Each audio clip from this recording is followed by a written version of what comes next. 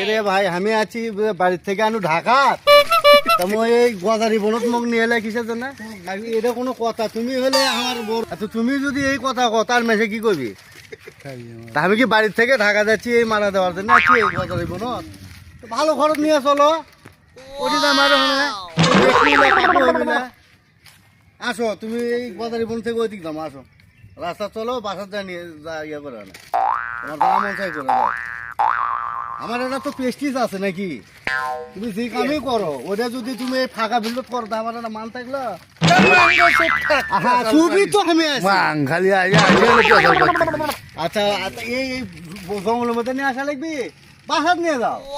তোর অত্যাচারে আর অত্যাচারে মুই দেখ ছাড়ি আছ সাইয়া মানে নিয়ে আছো আমার যে তুমি নিয়ে এলে বাসার নিয়ে যাবা